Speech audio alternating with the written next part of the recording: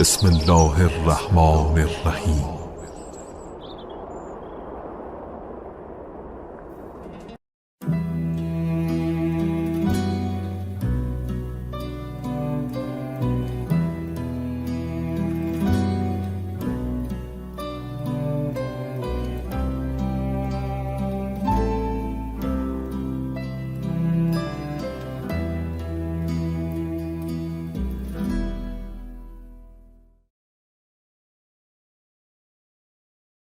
دگر شیر خدا از بستر خود بر نمی خیزد،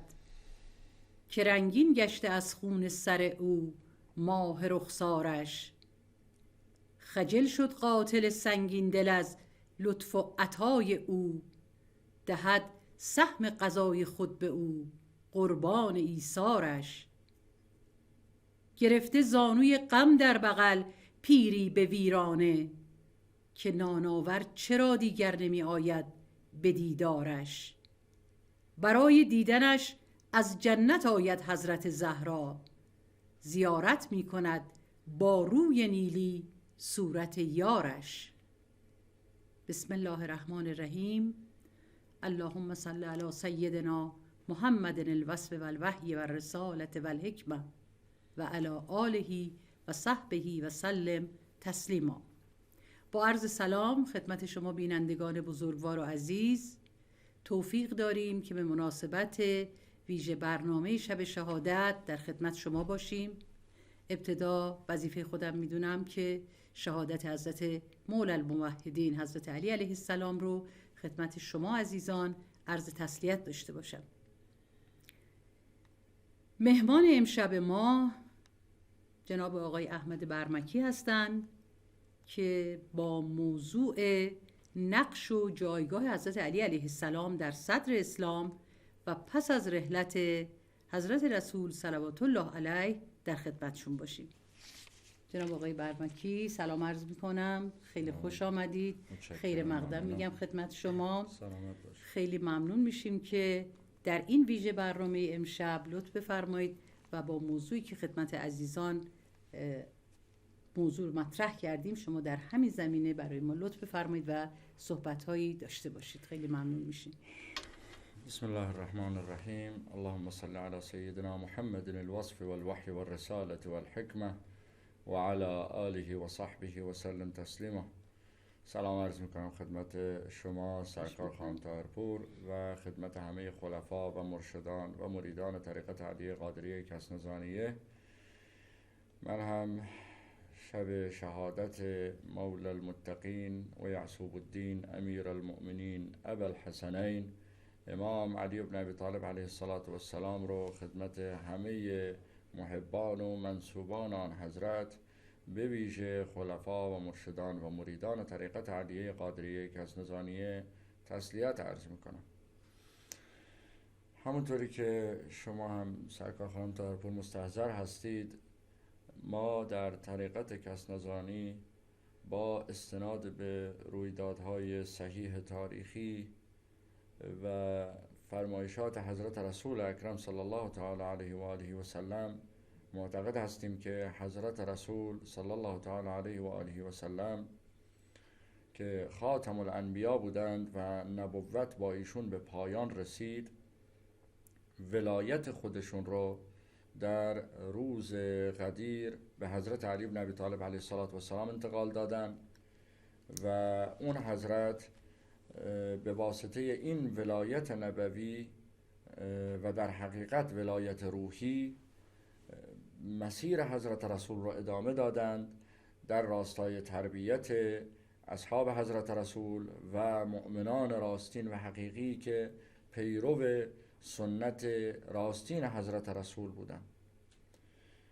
و ما همه میدونیم که این ولایت روحی در روز غدیر با فرمایش حضرت رسول که فرمودند من کنت مولاه فهذا علی مولاه به ایشون انتقال پیدا کرد و این ولایت در حقیقت ولایتی است که از جانب خداوند تفویض شده، چرا که حضرت رسول در همین فرمایش در ادامه فرمایششون میفرمایند اللهم والی من والاه و عاد من عاداه، یعنی خداوندا دوست باش با کسی که ولایت او رو میپذیره و دشمن باش با کسی که این ولایت رو رد میکنه و با او به خصومت برمیخیزه. بنابراین کسانی که بعد از حضرت رسول تحت ولایت حضرت علی بن ابی طالب علیه السلام در واقع به تزکیه نفس پرداختند و مسیر روحی و اون عرفانی که حضرت رسول به حضرت علی بن ابی طالب علیه السلام تفویض کردند رو از ایشون دریافت می‌کردند، افرادی بودند بسیار تأثیرگذار در جامعه زمان خودشون که در رأس اونها حضرت علی بن ابی طالب علیه السلام بود و ایشون به واسطه این ولایت روحی تأثیرهای بسیار بسیار زیادی در جامعه اون زمان داشت، به ویژه که از افراد بسیار در واقع مورد اطمینان اصحاب حضرت رسول بود در اون زمان و خلفای راشدین در زمینه‌های بسیاری با ایشون مشورت می‌کردند و ایشون به واسطه اون حکمت ربانی و اون ولایت نبوی و ولایت روحی مشورت میدادن به خلفای راشدین، به صحابه و به ویژه که ایشون قاضی القضات بودند و مستشار یا مشاور اول خلفای اون زمان بودند. ببخشید میتونم یه سوالی از خدمتتون داشته باشم اگر ممکنه؟ در مورد این ولایت روحی که میفرمایید یه توضیح بیشتری بدین و اینکه چه تفاوتی بین این ولایت روحی و اون حاکمیت و خلافت، در واقع میشه گفتش که خلافت حاکمیتی، در واقع اینا چه تفاوتی با هم دیگه داره؟ بله، حضرت شیخ شمس الدین در این خصوص جمله بسیار زیبایی دارن. میفرمایند که ما کاری به اون رتبه بندی ظاهری در حاکمیت حکومت اسلامی در صدر اسلام نداریم. اینجا دولت روحه و اینجا دولت الهی است. این ولایت روحی در حقیقت دولت روحی و دولت الهی است، یعنی همون ملک و حاکمیتی که خداوند در قرآن کریم می‌فرماید ان الملک الا لله، یعنی ملک و مملکت و حاکمیت نیست جز از آن خداوند. و در حقیقت این ولایت و این حاکمیت و مملکت داری روحی در روز قدیر از حضرت رسول به حضرت علی تفویض شد و ادامه دار بود. بنابراین یک در واقع حیطه دولت روحی بسیار بسیار وسیع‌تر از اون خلافت ظاهری است، چرا که خلافت ظاهری و حاکمیت در حقیقت یک مسئله اداری و دولتی برای پیشبرد امور ظاهری مردم، برای در واقع پرداخت حقوق مردم از نظر دنیوی و مادی و مالیه. بله. اما دولت روحیه که میتونیم بگیم تمام ابعاد زندگی انسان رو شامل میشه و تأثیر مستقیم داره در تمام ابعاد ظاهری و باطنی انسان ها. بله. و این دولت روحی بوده که از جانب حضرت رسول تفویض شد به حضرت علی و حضرت علی به واسطه این دولت روحی در واقع اشراف پیدا میکرد بر هر آنچه که در مملکت داری میتونست جریان داشته باشه یا تأثیر بگذاره یا میتونست مقابله بکنه با بسیاری از مواردی که چه بسا میتونست موجب آسیب به پیکر جامعه بشه. بله درسته. این میتونه بعدی از دولت روحی باشه، اون چه که حضرت شیخ به اون اشاره کردن. حضرت شیخ شمس الدین همین ببخشید من سوالتون رو قطع میکنم، صحبتتون رو قطع میکنم. میخوام دقیقاً همین رو بفرمایید که با توجه به این ولایت روحی که حضرت شیخ در صحبتشون به اون اشاره کردن، در واقع این میشه گفتش که اون نقش و تأثیرش در صدر اسلام و بعد از اون در واقع چی بوده و این چه تأثیری داشته، چجوری میشه اینو در واقع با توجه به صحبت حضرت شیخ توضیح داد؟ ببینید سرکار خانم طاهرپور، اگر ما در واقع در مباحث عرفانی ریز بشیم و تمام جزئیات اون رو در نظر بگیریم، متوجه میشیم که دولت روح یا اون دولت الهی در واقع به معنای تعیین سرنوشت، تعیین مقدرات و مقتضیات تمام امور جاری و ساری در اون زمان میتونه باشه. به این معنا که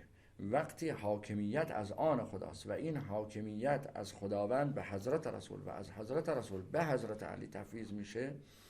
میتونیم بگیم تمام اون مشورت هایی که حضرت علی به خلفای راشدین میداد در دوران خلیفه اول، خلیفه دوم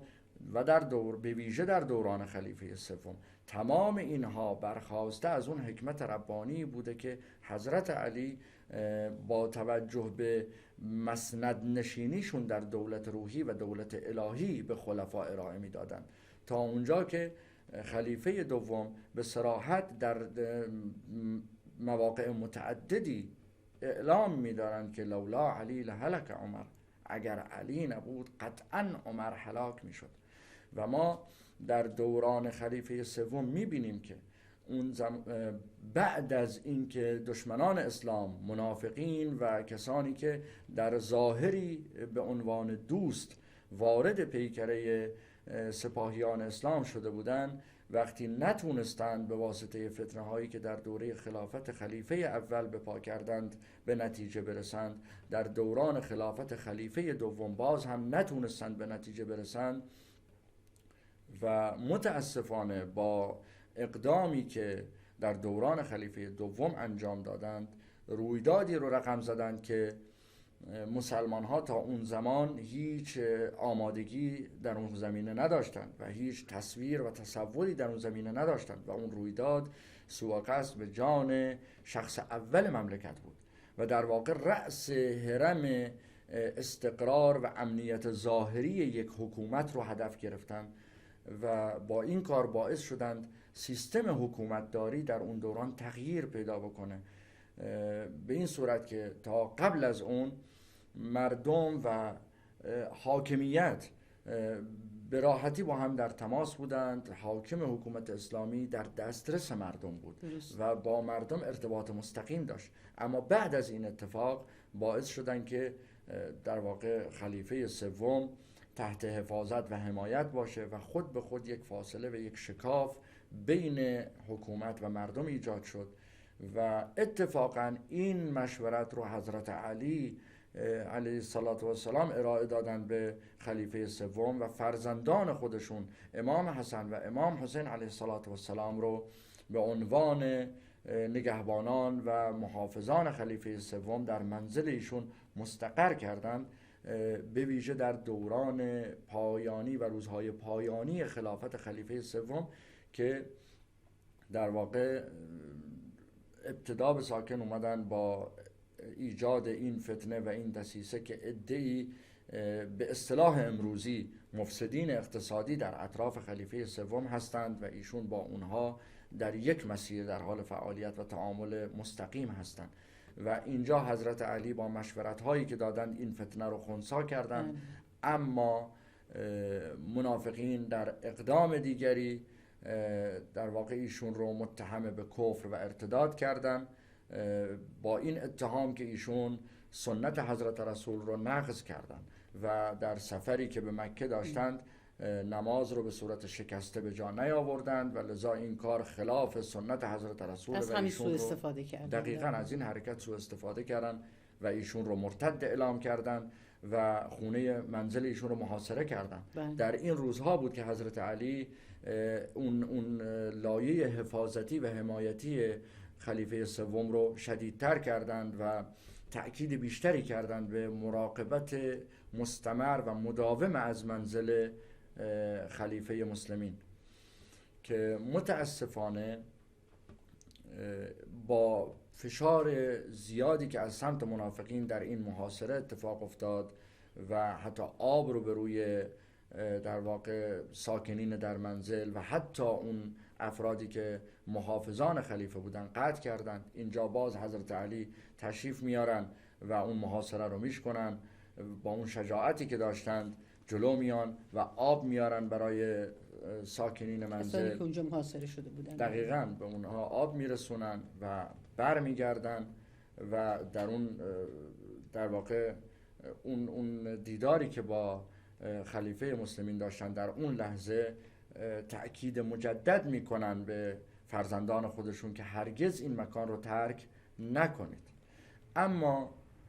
خب بعد از اینکه ایشون تشریف میبرن و خلیفه مسلمین میبینند که فشار داره لحظه به لحظه بیشتر میشه و در واقع ایشون بیشتر میشه گفت هم از جنبه‌ای مایل نبودند که فتنه ادامه دار بشه، از طرف دیگر نگران جان فرزندان حضرت علی بن ابی طالب علیه السلام بودند، چون که ما میدونیم ایشون داماد حضرت رسول هستند و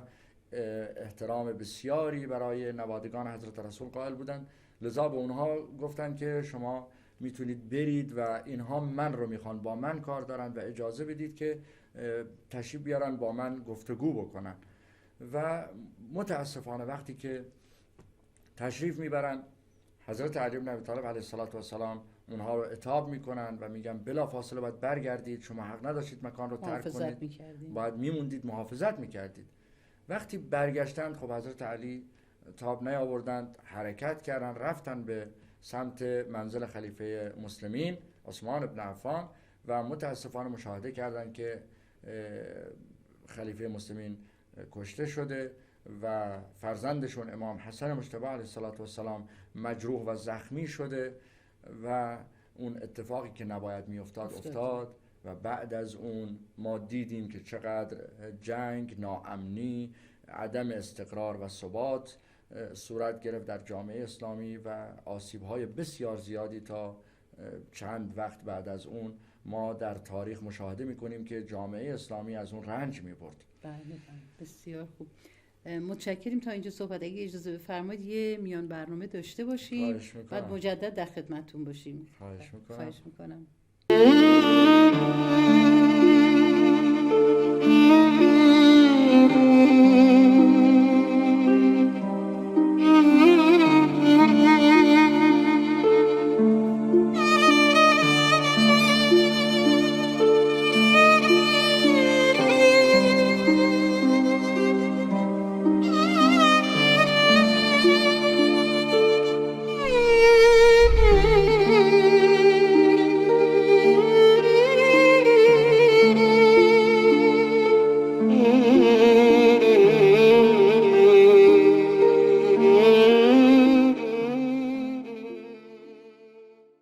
سلام مجدد خدمت شما بینندگان عزیز. ما ادامه برنامه‌مون رو داریم، برنامه ویژه شب شهادت حضرت امیر. جناب آقای برمکی، من ضمن صحبت‌های شما یه سوالی یادداشت کردم، میتونم از خدمتتون داشته باشم؟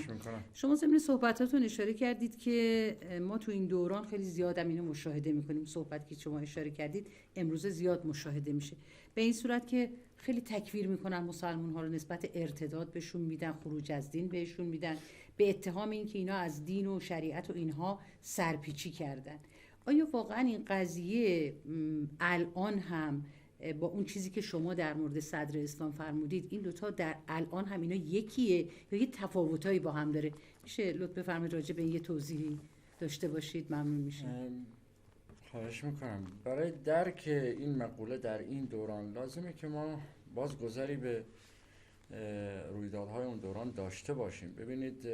عرض کردم که اونها ابتدا به ساکن بعد از اینکه سوء قصد کردن به جان خلیفه دوم، این رویه رو با شکستن قبح جسارت به بزرگان در واقع اون دوران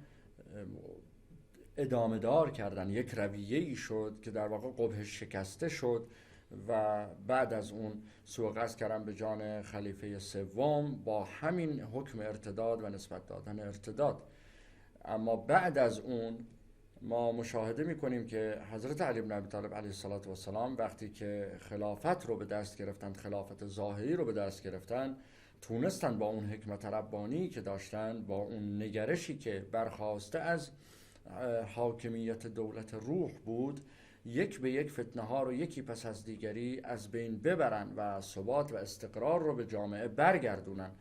لذا منافقین و دشمنان اسلام در اون زمان از هر رویه‌ای وارد می شدن که بتونن آسیبی به پیکره سپاه اسلام و جامعه اسلامی بزنن، موفق نمی شدن. در نتیجه در بسیاری از نقاط ممالک اسلامی به ویژه در سرزمین شام مشاهده می‌کنیم که این روند نسبت دادن کفر و ارتداد و جسارت به حضرت علی هم صورت گرفت تا اونجا که حضرت علی بعد از اینکه تونستن با صدور احکام بسیار قاطعانه فتنه ها رو از بین ببرن و افرادی که مرتکب هر گونه ساختار شکنی می شدند رو مجازات بکنن، با شدیدترین احکام هم مجازات می کردن، اونها تصمیم گرفتن که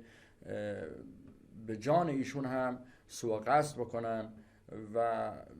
در واقع در شب 19 رمضان ایشون متاسفانه مورد سوء قصد قرار گرفت و ضربت خوردن در محراب نماز. اما میبینیم که در سرزمین شام وقتی خبر ضربت خوردن حضرت علی علیه السلام در محراب نماز به مردم داده شد، اونها با تعجب میپرسیدن، بله باور نمیکردن و میپرسیدن که آیا مگر علی بن ابی طالب نعوذ بالله یعنی نماز هم میخواند؟ این گونه جسارتی به حضرت علی بن ابی طالب علیه السلام هم شد. بعد از اون نسبت به امام حسن هم جسارت شد. بعد از اون شریح قاضی حکم ارتداد و خروج از دین نعوذ بالله.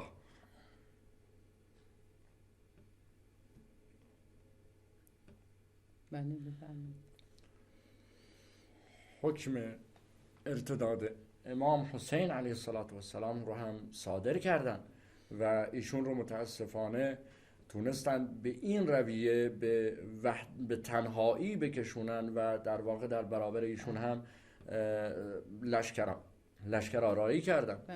خب این رویه ادامه دار شده و تا الان هم ادامه داره و هر جایی که ببینند جامعه های اسلامی و مسلمانان یک روند رو به رشدی رو میتونن بلافاصله از همین اتهام استفاده میکنن. دقیقاً از همین اتهام استفاده میکنن و ما دیدیم در سنوات اخیر کسانی که در لباس دین در ظاهری به ظاهر متدین شروع کردن به تکفیر مسلمانان، کشتار، قتل، غارت، که همه اینها در واقع با یک کلمات به ظاهر زیبا و به روز رسانی بعضی الفاظ تونستن این رو با وجهه ظاهری چیز بهش بدن، ولی در بطنش در واقع یک دقیقاً باطن بسیار پوسیده و پوشالی، اما ظاهری یعنی به ظاهر خوب بود. تا اونجا که در بعضی از کشورها منتهی به تغییر سیستم حاکمیت شد. اما ما دیدیم که این تلاش برای تغییر حاکمیت منجر به آوارگی مردم شد، منجر به ویرانی شد، منجر به جنگ و خونریزی شد. همه اینها ناشی از یک مسئله است، اون هم تکفیر مسلمانان و ورود از این دروازه. چرا که با این کار میتونن تفرقه بندازن، میتونن صفوف مسلمانان رو در هم بشکنن، اتحاد رو از بین ببرن و از این راه تونستن وارد بشن و در اون زمان هم به حضرت علی نزدیک شدن و تونستن ایشون رو در واقع به شهادت برسونن. و در دوران امروز ما اگر بخوایم از این فتنه ها در امان بمونیم، یک راه داریم و اون پایبندی 100% به دین، به شریعت، به اخلاق، به انسانیت. چرا که حضرت شیخ هم در سخنرانیشون اشاره میکنند که اونهایی که در این دوران با ظاهری متدین اما درونی بسیار خشک و بیروح پرچمدار یا داعیه‌دار اسلام شدند، هیچ نتیجه جز آسیب نداشتند، هیچ نتیجه جز قتل و غارت و خونریزی نداشتند. پس ما اگر بتونیم با پایبندی به انسانیت، پایبندی به اخلاق حضرت رسول و آل بیت ایشون پیام محبت اسلام رو، پیام محبت دین رو که برخواسته از عرفان و طریقت و تصوف هست به گوش مردم برسونیم، که لازمه اون هم در وهله اول اینه که ما مریدان طریقت پایبند به شریعت باشیم، پایبند به احکام و دستورات دین باشیم، تا بعد از اون بتونیم تأثیر مثبتی در جامعه داشته باشیم، بتونیم مردم رو آگاه و بیدار بکنیم در این دورانی که میبینیم فضای مجازی، رسانه‌های گوناگون از زمین و آسمان دارن تلاش میکنن برای به انحراف کشوندن جوانان ما و منحرف کردن مغز مردم و دور کردن اونها از دین راستین و از دین حقیقی. ما میتونیم با پایبندی به دین، با استمداد از اولیا و سلسله مشایخمون در برابر این فتنه ها بایستیم و جلوی این فتنه ها رو بگیریم، مردم رو بیدار کنیم، آگاه کنیم، نسبت به حقیقت دین مشتاق بکنیم. چرا که حضرت شیخ میفرمایند اگر مردم حقیقت این دین رو بفهمن، رسالت و پیام محبت این دین رو دریافت بکنن، قطعا مشتاق به دین خواهند شد. و ما نیز حضرت شیخ میفرمایند ما هم اگر آنچه که الان در اختیار داریم رو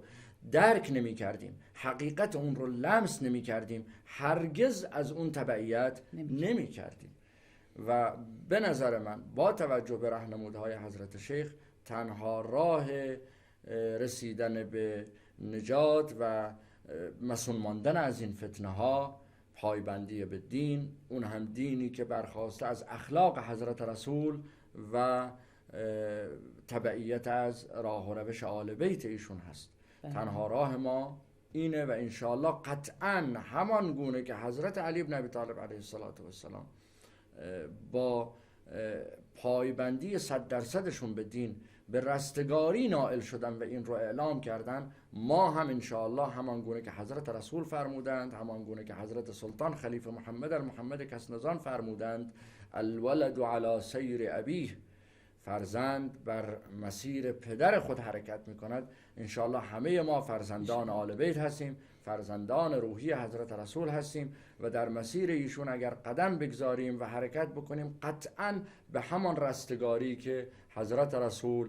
و آل بیت ایشون رسیدند و مشایخ ما رسیدند، ما هم به همون رستگاری نائل خواهیم شد انشاءالله. بسیار عالی، خیلی متشکر از لطف شما، ممنون. اگر اجازه بفرمایید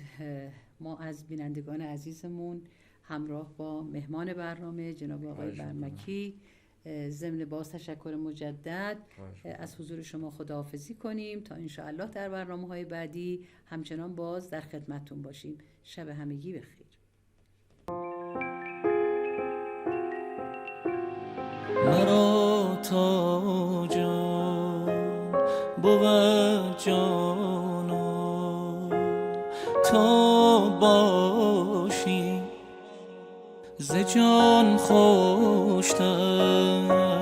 چه باشد آن تو باشی. به هر زخمی مرا مرهم تو سازی، به هر دردی مرا درمان تو باشی. بده فرمان به هر موجب که خواهی که تا باشم مرا سلطان تا باشی.